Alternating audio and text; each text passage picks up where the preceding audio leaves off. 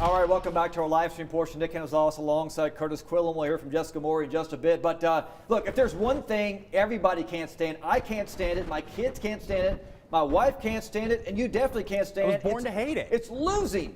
University Trojans, they have lost 47 straight games. That's the longest current streak in Texas, the second longest streak in the United States. Can you believe that? That's powerful. That's all because of Diamond Hill Jarvis last week.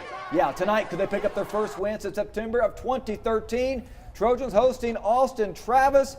And the University, I tell you what, they were looking good all night long. There's a touchdown right there to make it 7-0. They later. Dominated this game. Yeah, look at the defense here. Crushing people. That's a safety.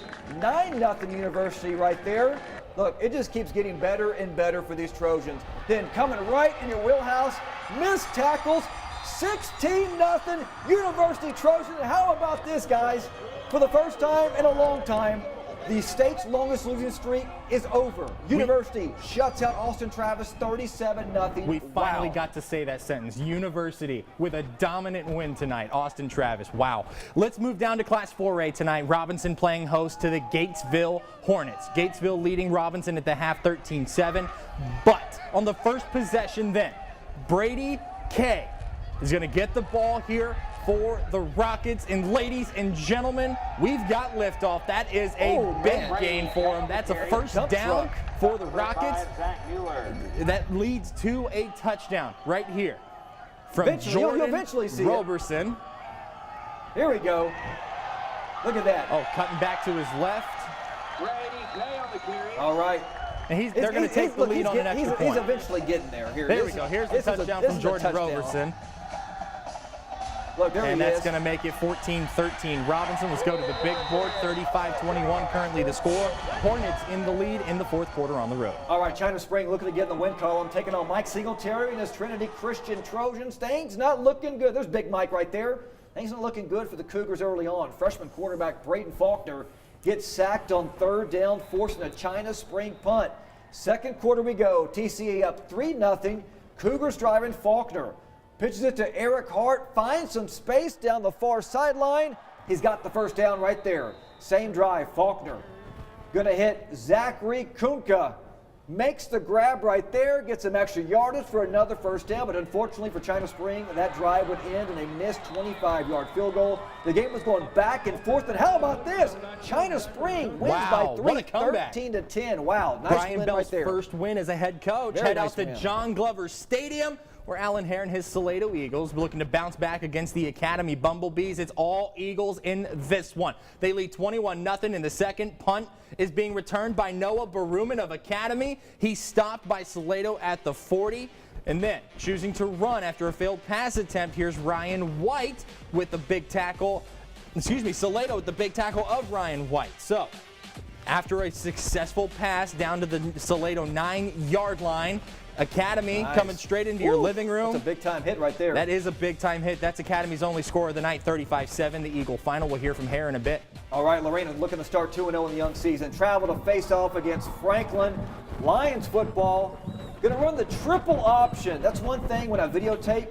I can't stand videotaping the triple option. It's so difficult to keep up with.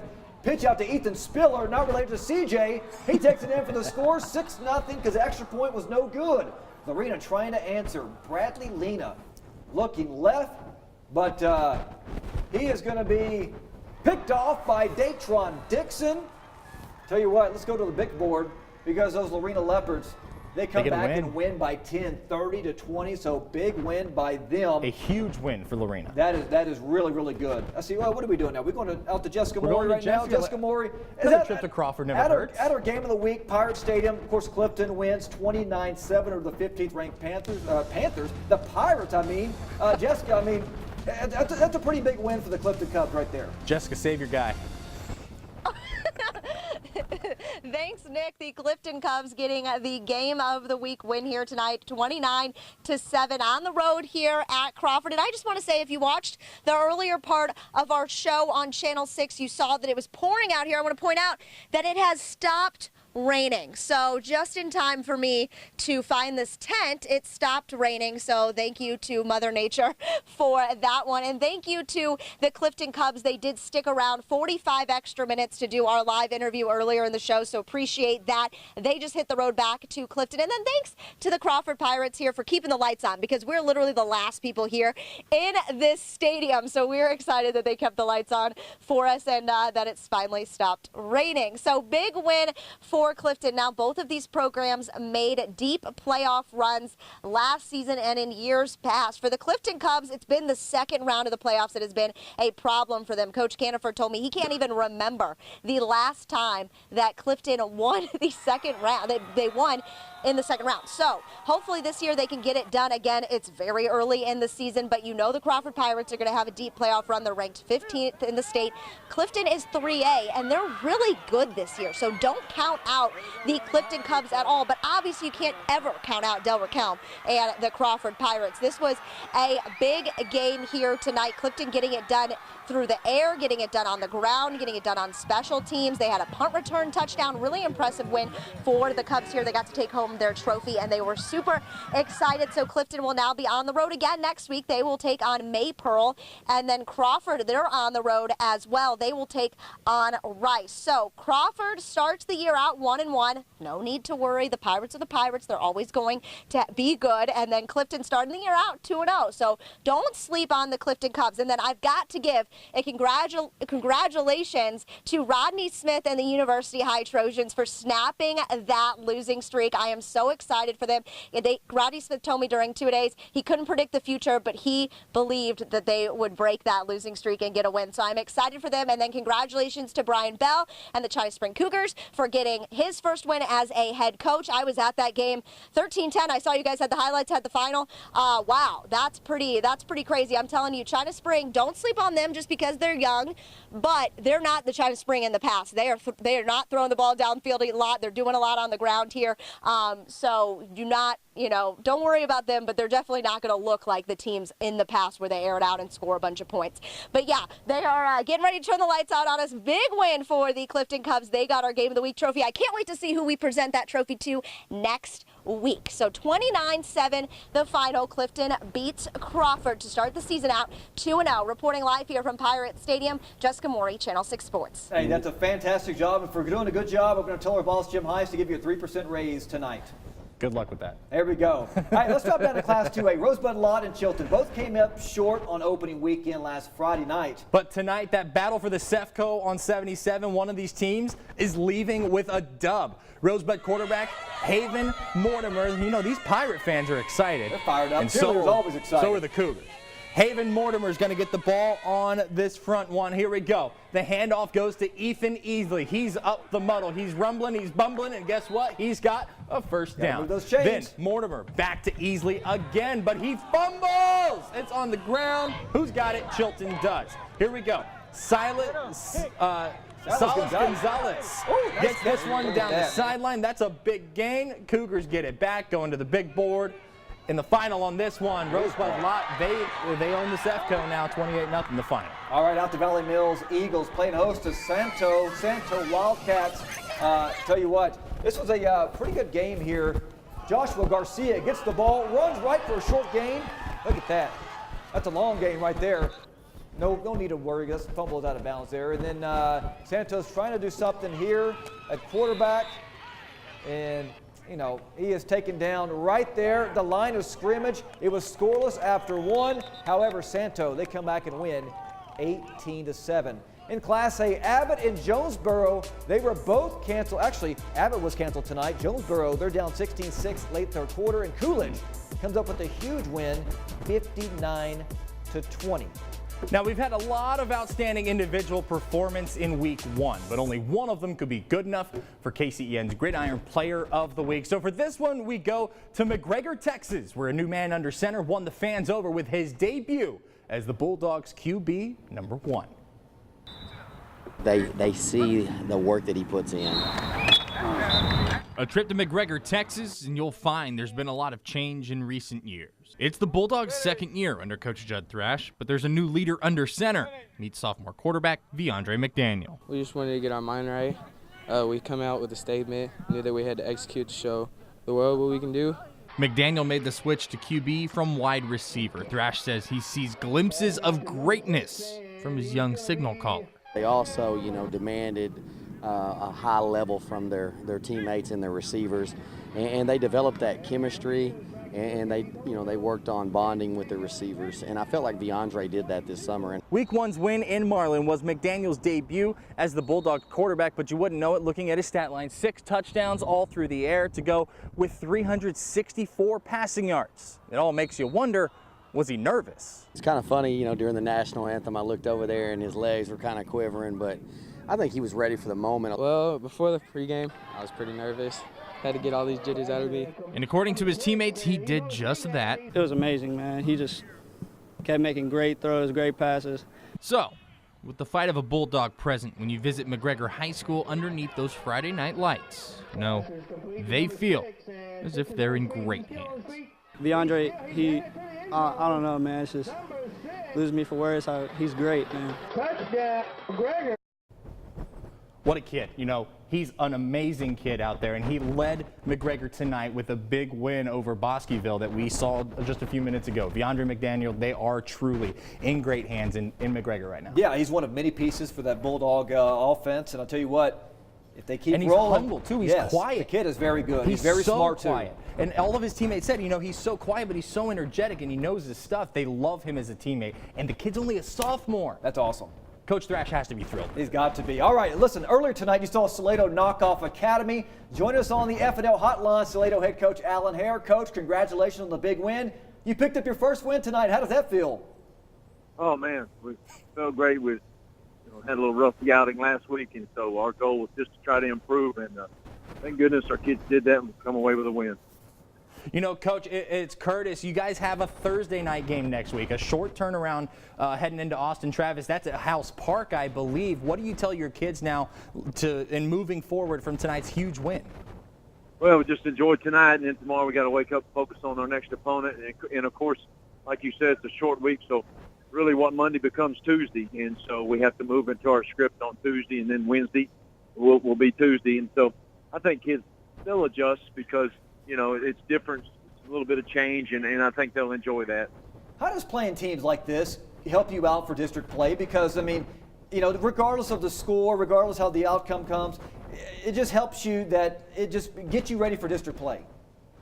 Well, in the 17th district, of course, we start district now in, 3 weeks? So you have to get some reps early, no matter who you play, and get some game time experience. We've got a young team, very young team that's inexperienced after graduating a bunch of kids in front of them. So any game is good for them because it's on the field experience. Now, Coach, you and I have talked several times in this preseason, and one of the things you said is your team is very young, that you lost a lot of veterans from last year's state quarterfinal team. What did you see out of them in the first 2 weeks that you like and can build on before district play rolls around week 5? Well, I think what I enjoyed was that they were disappointed in the defeat last week, and I think that motivated us to improve and to get better. We try to use adversity as opportunity. It's just a mindset, and so that's going to happen in the course of life. Things are not going to always go your way, but it's an opportunity to get better, and that's the way we used it last week, and just went back to work on Monday and hoping things would improve and get better. All right, Coach Hare, appreciate you joining us. Congratulations on the big win, and good luck next week.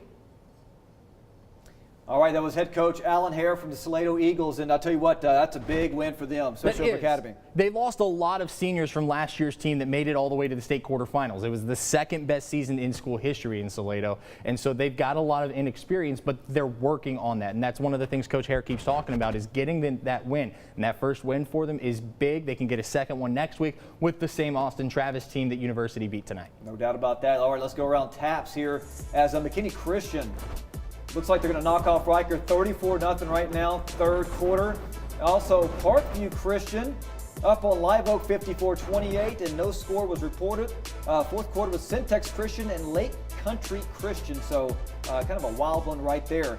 All right, from one coach to another coach. We're waiting on another one. Head coach Rodney Smith of the University Trojans snapping a 47-game losing streak. There's got to be a huge party in Waco tonight because I'll tell you what, they did a fantastic job. We knew this was going to happen possibly this year. He said in two-a-days that this team, he loved this team. He thought this team could do something special, and they did tonight. You know, they're talking about this being the year of the losing streak. You've got a lot of really long losing streaks in the state of Texas. Week 1, Fort Worth Diamond Hill Jarvis, they won. The longest losing streak in the state was snapped last week. That was 77 games. So that one, 7, almost 8 seasons in the making. Now, with University snapping what became the longest losing streak in the country, at 2013 was the last time they won a game. Yeah, it was a long time. It's a big year for these teams who are moving forward into new eras, and you've got to be thrilled for the University Trojans. In fact, Rodney Smith, he's on the line right now. Coach Smith, congratulations on the big win tonight. How does it feel?